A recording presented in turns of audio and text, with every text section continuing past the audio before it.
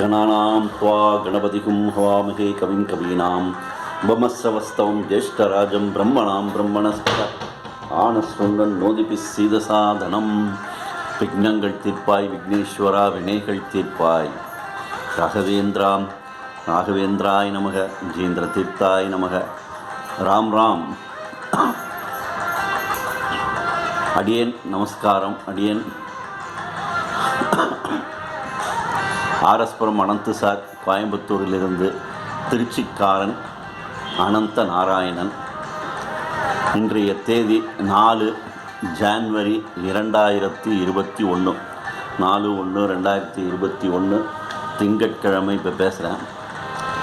போன வீடியோவில் நம்ம அனந்தபுரம், அதாவது திருவனந்தபுரம்னு ஒன்று நம்ம எல்லாருமே கேள்விப்பட்டிருப்போம். பெரிய கோயில், பணக்கார கோயில், விசித்திரமான பல விந்தைகள் நிறைந்த ஒரு மர்மங்கள் நிறைந்த அந்த திருவனந்தபுரம் கோயில் பற்றி பேசும்பொழுது அதனுடைய மூலக்ஷேத்திரம் அனந்தபுரம்னு இருக்கிறத, காசர்கோடு அப்படி அந்த இடத்துல இருக்கிறதா நம்ம பார்த்தோம். அதை பற்றி நான் சொல்லியிருந்தேன். திருவனந்தபுரத்தின் மூலக்ஷேத்திரம் திருவனந்தபுரத்தில் அவர் படுத்திருக்கார், அனந்தபுரத்தில் அவர் உட்கார்ந்துருக்கார். அங்கேயும் விடலை. மகாபிரியவாள் அவளுக்கு பஞ்சலோகத்தில் இது பண்ணுறாரு. பட் அவங்க இப்போ மூலிகைகளில் செஞ்ச விக்கிரகம் தான் பரவாயில்லை, ஏற்கனவே இருக்கிறது நம்ம இது பண்ண வேணான்னு சொல்லிட்டு பண்ணுறாங்க. அங்கே ஆன்மீக முதலை, அந்த ஏரிக்கு நடுவில் அந்த இருக்கிற ஒரே ஒரு ஏரி கோயில் கேரளத்தில், அந்த அனந்தபுரம். அதில் இந்த ஏரியில் ஒரே ஒரு ஆன்மீக முதலை, வெஜிடேரியன் முதலை, ஆன்மீகத்தில் உள்ள சாத்விகமான ஒரு முதலை அங்கே இருக்குதுன்னு சொல்லிட்டு நம்ம அதில் விவாதம் பண்ணினோம். சொன்னேன் நான். அந்த மாதிரி நம்ம நாட்டுக்கும் ஒரு ஆன்மீக முதலை இப்போ தேவைப்படுகிறது. சாத்விகமான ஆன்மீகமான ஒரு முதலை தேவைப்படுகிறது.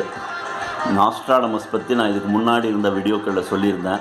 நாஸ்ட்ராடமஸ் சொன்ன மாதிரி வியாழக்கிழமையை தன்னுடைய கிழமையாக கொண்டிருக்கும் ஸ்ரீ ராகவேந்திரன் பக்தன், தென்னிந்தியாவில் பிறந்தவன், இந்த மண்ணை ஆழ்வான்னு சொன்னவுடனே அது இப்போதைக்கு யோசித்து பார்த்தா, எல்லா விதத்திலையும் அளந்து பார்த்தா, கணித்து பார்த்தால் திரு ரஜினிகாந்த் தான் வர்றாரு. ஒருவேளை திரு ரஜினிகாந்த் தான் இது ஆன்மீக ஆட்சி கொண்டு வரேன்னு சொல்கிறாரு, நான் கருவியாக இருப்பேன்னு சொல்கிறதுனால அவர் வரலான்னு சொல்ல நான் தப்பாகவும் இருக்கலாம். இருந்தாலும் அவர் தான் வருவார்னு நான் முழுமையாக நம்புகிறேன் அப்படின்னு சொல்லியிருந்தேன். காலம் மாறுகிறது, காட்சிகள் மாறுகின்றன. இப்போ இன்னமும் அவர் நான் வரலான்னு சொல்கிறாரு. இன்னமும் ரஜினி மேலே எனக்கு நம்பிக்கை இருக்கோ இல்லையோ, நாஸ்ட்ராடமஸ் மேலே எனக்கு நம்பிக்கை இருக்குது. ஸ்ரீ ராகவேந்திர மேலே எனக்கு நம்பிக்கை இருக்குது. மகான்கள் வாக்கு சத்திய வாக்குன்னு சொல்லுவாங்க, அது என்றைக்கும் மாறாது. பார்ப்போம், ஏதாவது ஒரு மிரக்கல் நடந்து தான் ஆகணும். நடந்து ஆன்மீக ஆட்சி வந்தே தீரும் என்று நான் முழுமையாக நம்புகிறேன். பார்ப்போம், எல்லாமே நம்பிக்கையில் தான் இருக்கு இல்லையா. இப்போ திருவனந்தபுரத்தில் இருக்கக்கூடிய அனந்த பத்மநாப சுவாமிக்கு கோயிலுக்கு எல்லோரும் குலதெய்வம்னா உடனே ஓடுவாங்க. அந்த மாதிரி நான் ஓடுறதில்லைன்னு சொல்லியிருந்தேன். அதனால் சென்னையில் இருக்கிற அனந்த பத்மநாப சுவாமி கோயிலுக்கு நாங்கள் போய் வணங்கி வந்து விடுறது உண்டு. இப்போது புதுசாக இதை பற்றி எல்லாம் விவாதம் பண்ணிக்கிட்டு இருக்கும் பொழுது இன்னொரு அனந்த பத்மநாப சுவாமி கோயில் பற்றி தெரிய வந்தது. அதனால் சூட்டோட சூடாக அவரை பற்றி பேசின வீடியோவை தொடர்ந்து இதையும் சொல்லிடலாம் அப்படின்னு சொல்லிட்டு இந்த வீடியோவில் இந்த காஞ்சிபுரத்தில் இருக்கக்கூடிய ஒரு விந்தையை நான் சொல்ல போகிறேன். இது விந்தை கோயில் தான். இது மகாபிரியவாள் எவ்வளவோ செய்திருக்கிறார், ஆனால் வெளியில் தெரிகிறதில்ல. அவர் முக்தி அடைந்த பிறகு அப்படியே கொஞ்சம் கொஞ்சமாக மகா பெரியவாளை நம்ம மக்கள் மறந்து விடுவார்கள் அப்படின்னு தான் நான் ரொம்ப காலமாக நான் எல்லார்கிட்டையும் நான் சொல்லி, என் நண்பர்களெல்லாம் சொல்கிறப்பெல்லாம் இப்படித்தான் சொல்லுவேன். ஆனால் ஸ்ரீ ராகவேந்திரர் போன்ற மகான்களுக்கு அங்கங்கே பிருந்தாவனம் வைக்கிறாங்க. ஏதோ ஒரு ஊருக்கு ஒன்று இருக்கும், இல்லாட்டி ஒரு ஏரியாவுக்கு ஒரு பிருந்தாவனம் இருக்கலாம். அந்த லெவலுக்கு அவர் வந்துட்டார் ஸ்ரீ ராகவேந்திரர். ஆனால் மகா பிரியவாளுக்கு ஒவ்வொரு பக்தனுடைய இல்லமுமே ஒரு பிருந்தாவனமாக இருக்குது சார். அனுஷ நட்சத்திரம் என்று வந்தால் மகாபிரியவாளுக்கு பண்ணக்கூடிய அந்த ஆராதனைகள்லாம் பார்த்தா மலைப்பாக இருக்குது. ஒவ்வொரு மகாபிரியவாள் பக்தனும் அவனுடைய இந்திய இல்லத்தையே ஒரு பிருந்தாவனமாக்கி கொண்டாடுகிறான். எனக்கு இது ரொம்ப ரொம்ப ரொம்ப ரொம்ப மகிழ்ச்சியை கொடுக்கிறது. ஆன்மீகம் வளர்கிறது சார், ஆன்மீகம் தேயவில்லை, நன்றாக முன்னேறி வந்துக்கிட்டு இருக்குது. அதனால் நிச்சயமாக ஆன்மீக ஆட்சி வரத்தான் செய்யும்னு நினைக்கிறேன். இந்த மகா பிரியவாள் வந்து ரொம்ப தீவிரமான ஒரு கொள்கை கூடையவர். ஹரியும் சிவனும் ஒன்று. இந்த விஷயத்தில் அவர் வந்து மற்றவர்கள்லாம் கொஞ்சம் இதாக இருக்கா, அவர் வந்து அந்த மாதிரி கிடையாது. ஹரியும் சிவனும் ஒன்று அப்படிங்கிறதுல அவர் வந்து ரொம்பவும் இதாக இருக்கார். யாராக இருந்தாலும் சரி எல்லோரும் வாங்க அப்படிதான் சொல்கிறார் அவர். ஒரு காலத்தில் வந்து அவர் இருந்த காலத்தில் ஒரு ஒவ்வொன்றா அவர் வந்து யோசிச்சுட்டே இருப்பார். திடீர்னு ஒரு பிரச்சனை எடுப்பார், அதை சால்வ் பண்ணுவார். அப்புறம் அடுத்த பிரச்சனை வரும். இந்த மாதிரி வரும்பொழுது திடீர்னு ஒரு நாள் வந்து இந்த ஏகாம்பரேஸ்வர் கோயில் பக்கத்தில் எது இருக்கு இல்லையா, அது இந்த தெருவின் பேர் லிங்கப்ப தெருன்னு பேர்.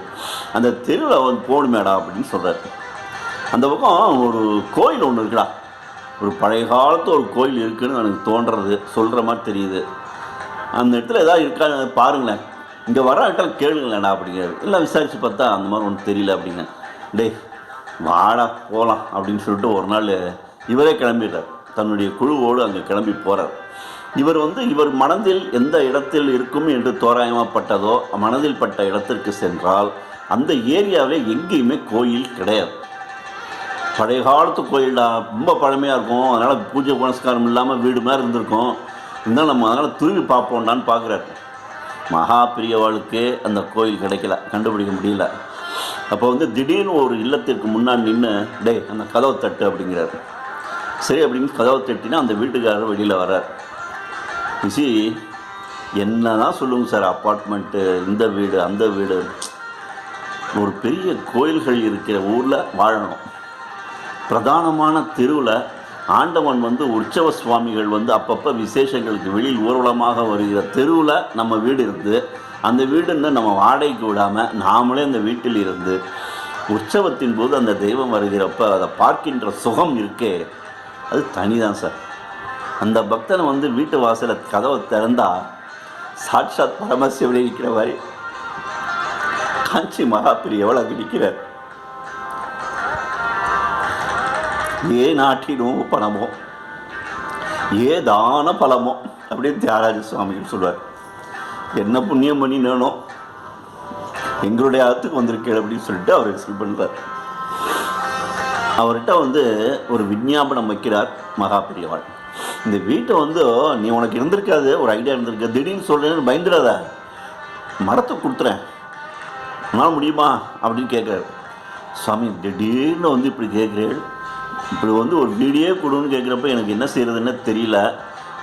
இப்போ நம்ம பிராமணர்லாம் எங்கே பணக்காரமாக வசதியாக இருக்கும், ஏதோ எனக்கு இருக்கிற இந்த பூர்வீக வீடு இது ஒன்று தான், இதையும் கொடுத்துட்டு நான் எங்கே போவேன்னு சொல்லுங்க, இப்போ இப்படி கேட்கல எனக்கு ஒன்று தோணலையே அப்படின்னு சொல்கிறார். விட்டுரு இதோடு விட்டுரு, நான் பார்த்துக்கிறேன் அப்படின்னு சொல்லிட்டு அவர் வந்துடுறாரு. வந்ததுக்கப்புறம் கொஞ்ச நாள் கழித்து பார்த்தா அவருடைய மகனுக்கு உடம்பு முடியாமல் போயிடுது. ஆஸ்பத்திரியில் ட்ரீட்மெண்ட் எடுத்தாகணும்னு சொல்கிறாங்க. உடனே அவர் பதறிக்கிட்டு மடத்துக்கு வரார். மகாபிரிவாளர்கிட்ட நமஸ்காரம் பண்ணி, பையனுக்கு உடம்பு சரியில்லாமல் போயிட்டு ஆஸ்பத்திரியில் ட்ரீட்மெண்ட் எடுத்து தான் ஆகணுங்கிறா, எனக்கு வேறு வழி இல்லை, பணம் இல்லை, அந்த வீட்டை விற்றா தான் அவனுக்கு ட்ரீட்மெண்ட் பண்ண முடியும், நீங்கள் தான் வழி சொல்லணும், நீங்கள் மடத்துக்கு கேட்டார் அப்படின்னு சொல்லிட்டு சொல்கிறப்ப, உன்னுடைய மகனுக்கு எந்த விதமான பாதகமும் ஏற்படாமல் நான் பார்த்துக்கிறேன், அவன் நல்லா இருப்பான், அவனுக்கு நல்ல எதிர்காலம் உண்டு, அவன் நல்லா இருப்பான், பயப்படாத, ஆஸ்பத்திரியில் லௌகீகத்தில் அவனுக்கு என்னென்ன ட்ரீட்மெண்ட் நீ செய்யணுமோ செய்துக்கோ, எல்லாமே சரியாயிடும், நான் வந்து உனக்கு வந்து நீ எங்கேயும் ஊரை விட்டு எங்கேயும் போக வேண்டாம், நீ வந்து இந்த ஊரை விட்டு நான் போயிடுறேன்னு சொல்கிற, வேண்டாம், நீ ஊரை விட்டு போக வேண்டாம், இந்த ஊர்லேயே உனக்கு இன்னொரு வீடு கிடைக்கிற மாதிரி நான் ஏற்பாடு பண்ணுறேன் என்று சொல்லி சில நாட்களிலேயே விவகாரமாகிறது. மடத்தினுடைய சொந்தத்திற்கு அந்த வீடு வந்து கிடக்கிறது. மடத்துக்கு வந்த உடனே ஒரு நாள் பார்த்து திடீர்னு ஸ்தபதியை கூப்பிட்றாரு. கோயில் ஸ்தபதியை கூப்பிட்டு, இந்த வீடை வந்து பின்பக்கமாக இருந்து அப்படியே இடிச்சுக்கிட்டே வாடா, நல்லா இடிச்சிடணும், நல்லபடியாக கட்டிடுவோம், இடிச்சுட்டே வந்துடுவோம், அப்பப்போ எனக்கு சொல்லு, ஏதாவது ப்ராப்ளம் இருந்தால் எனக்கு சொல்லு அப்படின்னு சொல்லிட்டு சொல்கிறார். சரின்ட்டு பின்பக்கம், புழக்கடை பக்கமாக பின்பக்கமாக இருந்து அந்த ஸ்தபதி என்றால் கோயிலை நிர்மாணம் செய்கிறவர்கள், அந்த தொழில் உள்ளவர்கள், அவங்க வந்து இடிச்சுக்கிட்டே வர்றாங்க. ஆளுங்கள்லாம் வச்சு, மேஸ்திரிங்க சப்தாங்கெல்லாம் வச்சு பின்பக்கம் வந்து அப்படியே இடிச்சுக்கிட்டே வரும்பொழுது, இடித்து கொஞ்சம் தான் சார் இடிச்சிருப்பாங்க, இடித்து கொஞ்சம் உள்ளே வந்தவொடனே இன்னும் முத்தத்துக்கு கூட வரல, அதுக்குள்ளார நங்குன்னு ஒரு இடத்துல சத்தம் கேட்குது. அந்த கொத்தனார் இடிக்கிறப்ப கடப்பாறையில் உடனே நிறுத்து அப்படின்னு சொல்லி நிதானமாக அந்த இடத்தை தோண்டினால் அங்கே வந்து ஒரு நந்தி வருது சார். ஒரு அழகான நந்தி கிடைக்கிறது. பரவசமாகி போயிடுறாங்க அங்கே வேலை செஞ்சவங்க. உடனே வந்து மடத்துக்கு இன்ஃபார்ம் பண்ணுறாங்க. மக்கள்லாம் வந்து பார்க்குறாங்க. அப்போல்லாம் சோஷியல் மீடியா ஏது, லோக்கலில் அந்த பேப்பரில் வந்தால் தான் உண்டு. எல்லாம் வந்து பார்க்க ஆரம்பித்தாங்க. ஆஹா ஓஹோன்னு எல்லோரும் பரவசப்படுறாங்க. அந்த நந்தியை வந்து நிதானமாக எடுத்து அது வெளியே எடுத்துகிட்டு மேற்கொண்டு அவர் தொடர்ந்து இடிக்கிறாரு. அப்போ இடிக்கும் பொழுது முத்தத்துக்கு வந்தவுடனே பின்பக்கம் தான் கக்கூசெல்லாம் இருக்கும். அதனால் கக்கூசெல்லாம் உடனே இடிச்சிடலாம், அது எல்லாம் வச்சுக்க வேண்டாம் அப்படின்னு சொல்லிட்டு அது ரொம்ப வேகமாகவே இடிக்கிறார். அது ஒன்றும் ஜாஸ்தி ஒன்றும் இல்லையே அப்படின்னு சொல்லிட்டு வேகமாக இடிக்கிறார். அதை இடிக்கும் பொழுது அங்கேயும் ஒரு பிரச்சனை வருது. ஏதோ சத்தம் கேட்குதே அப்படின்னு சொல்லிட்டு டேய் இருறான் அப்படின்னு சொல்லிட்டு அந்த நிதானமாக அந்த இடத்தை, ஒரு அசூயான இடம், அதே சமயத்தில் அது இடிக்கணும், அதையெல்லாம் பார்த்து நிதானமாக ஆட்கள் வந்து ஒரு ஆச்சாரமாக பார்த்து இடிக்கிறாங்க. அந்த இடத்துல எதுவும் இல்லாதபடிக்கு அப்பப்போ அவங்க சுத்தம் பண்ணி அந்த இடத்துல கீழே ஒன்றும் இல்லை, எல்லாத்தையும் நல்லா இது பண்ணி வச்சு இடித்து கீழே போகிறப்ப சுமார் 6 அடி 7 அடிக்கு கீழே ஒரு லிங்கம் தெரியுது சார். ஸோ இந்த இடத்துல ஒரு கோயில் இருந்திருக்குமோ அப்படின்னு சொல்லிட்டு அவங்களுக்கே மனசில் பட்டுருச்சு. அதனால தான் மகாபிரியவாள் வந்து இந்த கோயிலை வந்து இந்த வீட்டை இடித்து கோயிலை கட்டிலாம் நினச்சிருக்கார் போட்டிருக்கு அப்படின்னு சொல்லிட்டு அந்த லிங்கத்தையும் எடுக்கிறாங்க. அதற்கு பிறகு இந்த பக்கம் வந்து இன்னும் கொஞ்சம் தொடர்ந்து இடிக்கும் பொழுது சாட்சாத் அனந்த பத்மநாப சுவாமியினுடைய உருவமே கிடைக்கிறது சார், சிற்பமே கிடைக்கிறது. அதையும் எடுக்கிறாங்க. கிடைக்கிற ஆனந்தத்துக்கு அளவே இல்லை. இதில் நமக்கு பக்தர்களுக்கு ஆனந்தம் இருக்கிறது இருக்கட்டும், அந்த இடித்தவங்களுக்கு என்ன இதெல்லாம் அவங்களுக்கு பொழப்பு தான் பாவம். ஆனால் அவர்களே பரவசப்பட்டு போகிறார்கள். எப்பேற்பட்ட ஒரு இது நமக்கு கிடைச்சிருக்கு, பாக்கியம் நமக்கு கிடைச்சிருக்கு அப்படின்னு சொல்லிட்டு ஒரே சந்தோஷம். பெரியவாளுக்கு வந்து சொல்ல உடனே பெரியவாள் வந்து ரொம்ப சந்தோஷப்படுறார். ஹரியும் சிவனும் ஒன்றுடா பாருங்க, 2 பேரும் இங்கே ஒன்றா சேர்ந்துருக்கா பற்றியா? யார் பெருமாள் பற்றியா? பள்ளிக்கொண்ட பெருமாள்ரா, சாட்சாத் ரங்கநாத பெருமாளே, பள்ளிக்கொண்ட அனந்த சைன பெருமாளே நமக்கு வந்திருக்கார் காஞ்சிபுரத்துக்கு. இது வந்து இப்படி இருக்கிறதுனால நம்ம என்ன செய்வோம், இந்த கோயிலை கட்டி அனந்த பத்மநாப சுவாமி கோயில்னு வச்சுருவோம் நம்ம. ஏன்னா திருவனந்தபுரத்தில் வந்து அனந்த பத்மநாப சுவாமியை நீங்கள் சேவிக்கும் பொழுது சொல்லுவாள் இந்த ஆச்சார் வந்து அப்படியே பெருசாக இருக்கும், உருவம் எல்லாத்தையும் காமிச்சிட்டு உத்துரோண்டாக ஒரு லிங்கம் இருக்கும்.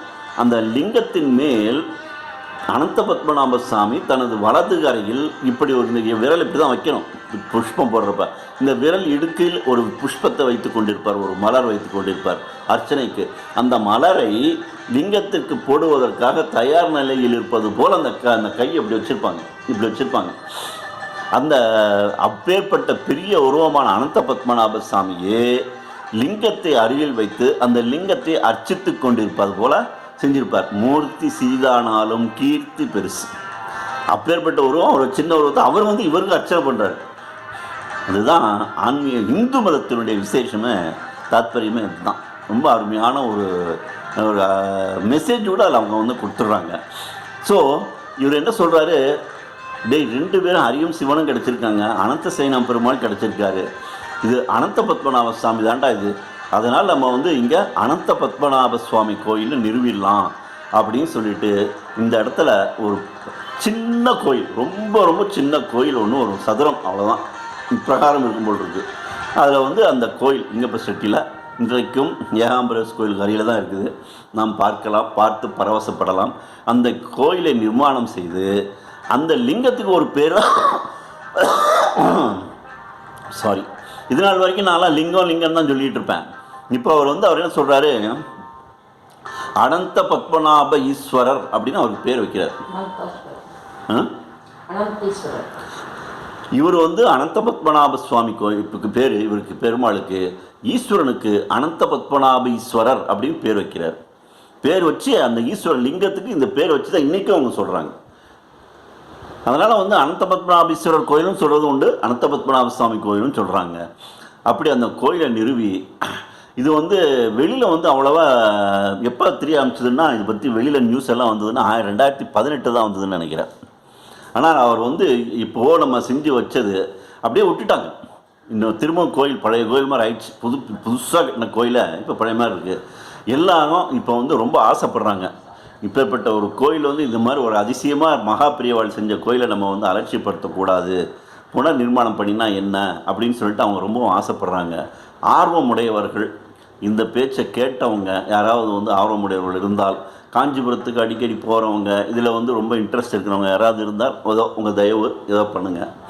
ஸோ இந்த ஒரு மகிழ்ச்சியான செய்தியை உங்களுடன் பகிர்ந்து கொள்ள வேண்டும் என்று தான் இந்த வீடியோவில் நான் பேசினேன். அதே சமயத்தில் வந்து ரஜினி சார் பற்றி நான் சொன்னேன். அது நாஸ்ட்ராடமஸ் சொன்னது, அதனால் நடந்தே தீரும் இல்லையா? அது வந்து எந்த நாஸ்ட்ராடமஸ் சொல்கிறதுல ஒரு சிக்கல் என்னென்னா, எந்த காலத்தில் நடக்கணும் சும்மா தோராயமாக தான் சொல்லுவார். அவர் அந்த சொன்ன பீரியட் இதுவாக தான் இருக்கணும் அப்படின்னு நான் கெஸ் பண்ணினேன். ஒருவேளை என்னுடைய கெஸ் தப்பாக்கலாம். ஆனால் இப்போ ஆன்மீக ஆட்சி வரலன்னா எப்போ வரப்போகுது? சான்ஸே கிடையாது. அதனால் நாஸ்ட்ராடமஸ் சொன்ன தன்னுடைய வியாழக்கிழமையை தன்னுடைய கிழமையாக கொண்டிருக்கக்கூடிய ஒரு மகான், அவருடைய பக்தன், தென்னிந்தியாவில் தோன்றினவன், இந்த மண்ணை ஆழ்வான் என்பது உண்மையானால் அது நடப்பதாக இருந்தால் இப்போத்தான் நடக்கணும். அது வந்து ராகவேந்திர சுவாமிகள் தான் அதை செய்கிறாரு. அதில் எனக்கு எள்ளளவும் சந்தேகம் கிடையாது. எனக்கு தீர்மானமாக தெரிகிறது. வேறு யாரும் எந்த மகான், எல்லாருக்கும் வியாழக்கிழமை தான். ஆனால் நாஸ்ட்ராடமஸ் சொன்னது அந்த வியாழக்கிழமையில் உள்ள மகான், சொந்தமாக உள்ள மகான், இங்கு குறிப்பிடப்பட்டுள்ள மகான் ஸ்ரீ ராகவேந்திர சுவாமிகள் தான். அவரிடம்தான் இறைவன் இந்த பொறுப்பை ஒப்படைத்துகிறாங்கிறது பரிபூர்ணமான நம்பிக்கை எனக்கு இருக்கிறது. அதனால் அவருடைய பக்தன் என்கிற முறையில் ரஜினிக்கு மேலே இன்னொருத்தர் இருப்பாரான்னு எனக்கு தெரியல. அப்படி அவர் இருந்தால் நிச்சயம் ஏதோ ஒரு மிராக்கிள் நடந்தே தீர வேண்டும், நடக்கணும் என்று பிரார்த்தனை செய்து கொண்டு இப்போதைக்கு நான் அவங்களிருந்து விடை பெற்றுக்கொள்கிறேன். 65 சப்ஸ்கிரைபர்ஸ் பார்த்தேன். அவர்கள் எல்லோருக்கும் என்னுடைய நன்றிகளை தெரிவித்துக் கொள்கிறேன். இந்த விஷயங்களில் வந்து நீங்கள் ஷேர் பண்ணணும், அது லைக் பண்ணணும், அதெல்லாம் நான் விரும்பலை.